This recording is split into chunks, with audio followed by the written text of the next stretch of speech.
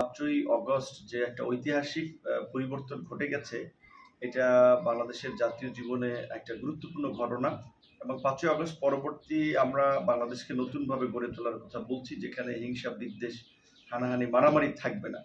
দক্ষিণ আফ্রিকাতে Nelson Mandela যেভাবে দক্ষিণ আফ্রিকাতে একটা রিফর্ম অ্যান্ড রিকনসিলিয়েশনের মধ্যে দিয়ে দক্ষিণ আফ্রিকাকে পুনর্গঠন করেছিল, আমরা বলছি বাংলাদেশে এটা ঠিক যে গত 16 বছরের এই ফ্যাসিবাদের সাথে যারা জড়িত ছিল বা ফ্যাসিস্ট রেজিমের সাথে যারা জড়িত ছিল, তারা 16 বছরের অপকর্মের দায় এড়াতে পারে না। 16 বছরে ভিন্ন মত এবং বিরোধীদের উপরে যে গুম, খুন, হামলা, মামলা চালানো এবং দেশের অর্থ বাইরে পাচার করা, দেশকে অর্থনৈতিকভাবে পঙ্গু করা, বাংলাদেশের প্রতিবেশী রাষ্ট্রের কাছে বাংলাদেশের স্বাধীনতা, সার্বভৌমত্বকে সঁপে দিয়ে বাংলাদেশকে নিরাপত্তা ঝুঁকিতে ফেলানো, এগুলোর দায় কোনোটাই এড়াতে পারে না। এবং বিশেষ করে এই জুন এবং জুলাইয়ে ছাত্রদের শান্তিপূর্ণ আন্দোলনে যেভাবে নারকীয় তাণ্ডব এবং হত্যাযজ্ঞ চালানো হয়েছে, এর সাথে যারা জড়িত তাদের আমরা বিচার দাবি করছি বা তাদের বিচার হওয়া দরকার।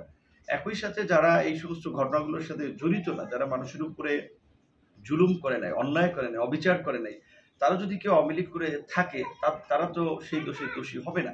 বাংলাদেশের বৃহৎ দুটো রাজনৈতিক দল ছিল, গত 3 দশক ধরেই রাজনীতির ময়দানে দাপিয়ে বেরিয়েছে, তারাই রাষ্ট্র পরিচালনা করেছে, আওয়ামী লীগ এবং বিএনপি। সেক্ষেত্রে বলা চলে ধরেন রেশিওতে প্রায় half of population Awami League BNP কেন্দ্রিক বলয়তে ছিল।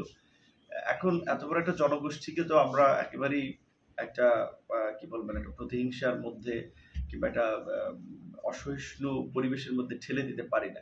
বাংলাদেশের প্রথম ইমিউনিটি বুস্টার সমৃদ্ধ ফ্যান্টাস্টিক হ্যাপি এনার্জি বিস্কিট। সেই জায়গা থেকে আমরা বলছি যারা প্রকৃত অপরাধী, যারা অপরাধের সাথে জড়িত, তাদের বিচার হওয়ার পর বাকি যারা আছে তারা স্বাভাবিক প্রক্রিয়া যারা রাজনীতি করতে পারে, তারা তাদের সামাজিক রাজনৈতিক কর্মকাণ্ড পরিচালনা করবে, সেই বিষয়ে আমাদের মতামত আছে। বাংলাদেশের আইনি কাঠামোতে বা কালচারে রাষ্ট্রপতি সাধারণত আইনের ঊর্ধ্বে থাকেন। সেক্ষেত্রে আব্দুল হামিদ সাহেবের বিরুদ্ধে একটা মামলা হয়েছে, তার বিরুদ্ধে সুনির্দিষ্ট যদি অভিযোগ থাকে তাহলে অবশ্যই তার বিরুদ্ধে ব্যবস্থা নেওয়া যেতে পারে। কিন্তু বাংলাদেশের কিছু কিছু রীতিনীতি প্রাধান্য দেওয়া দরকার। সেহেতু একাধিকবারে রাষ্ট্রপতি ছিলেন, এটা ঠিক যে এই ফাঁসিবাদ কায়েমের সাথে তো তার একটা ইনভলভমেন্ট ছিল, তারা তো এর দায় এড়াতে পারে না। কিন্তু প্রবলেম হচ্ছে এই সমস্ত মানুষকে আর কি শাস্তি দেবেন, এমনিতে তারা আদামরা। তিনি গেছেন ক্যান্সারের চিকিৎসা নিতে, এখন হ্যাঁ এটা নিয়ে ব্যাপক তোলপাড় হয়েছে।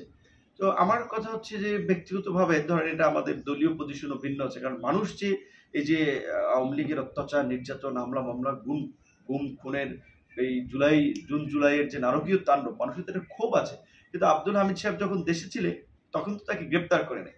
এখন সে যখন দেশ থেকে চলে গিয়েছে তখন এটা নিয়ে অনেকে প্রতিবাদ করেছে, তখন 2 জন পুলিশ কর্মকর্তাকেও অপসারণ করা হলো। তো এখন তিনি দেশে এসেছেন, তাহলে গ্রেপ্তার করেন এয়ারপোর্ট থেকে, গ্রেপ্তার তো করছে না।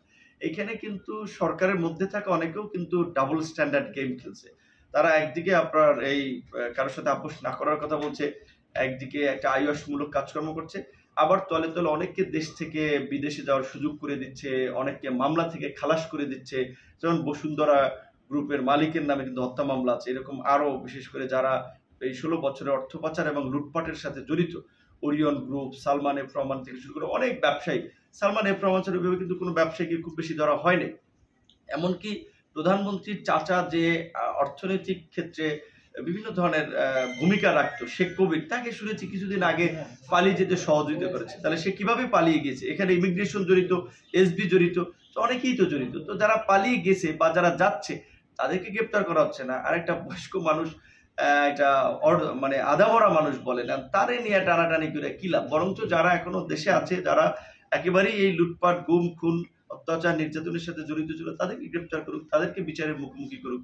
অযথা সব কিছু নিয়ে সেন্সেশন তৈরি করে সমাজের মধ্যে আরো বিভাজন উস্কে দেওয়া, অসহিষ্ণুতাকে আরো বাড়ানো, এটা বোধহয় ঠিক হবে না। এবং দায়িত্বশীল রাজনৈতিক দল হিসেবে, নেতা হিসেবে আমরা সামনে এগিয়ে যেতে চাই। প্রতিহিংসা, প্রতিশোধের মধ্য দিয়ে সমাজে বিভাজন তৈরি করে দেশকে আমরা একটা ব্যর্থ, অকার্যকর রাষ্ট্রে পরিণত হতে দিতে চাই না। আমরা সবাইকে নিয়ে আগামীর বাংলাদেশ বিনির্মাণ করতে চাই।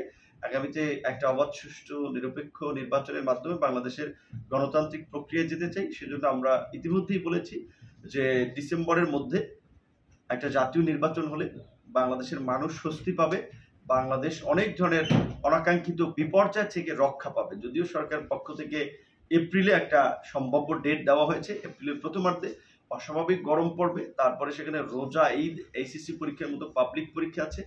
এপ্রিলে কোনোভাবেই নির্বাচন করার উপযুক্ত সময় নয়, এবং একটা অনির্বাচিত সরকার দীর্ঘদিন ক্ষমতায় থাকলেও দেশের মধ্যে নানান ধরনের সংকট তৈরি হবে, দেশের বাইরে থেকেও নানান ধরনের তৎপরতা শুরু হবে, যেটা আমাদের এগিয়ে যাওয়ার পথকে আমি মনে করি আরো অন্তরায় সৃষ্টি করবে। সেই জন্য আমরা বলেছি যে রাজনৈতিক দলগুলোর সাথে আলাপ আলোচনার সাপেক্ষে ডিসেম্বরের মধ্যেই যেন একটা নির্বাচন বর্তমান অন্তর্বর্তীকালীন সরকার করতে পারে, সেই দিকে সরকারের হাঁটা উচিত। বাংলাদেশের প্রথম ইমিউনিটি বুস্টার সমৃদ্ধ ফ্যান্টাস্টিক হ্যাপি এনার্জি বিস্কিট।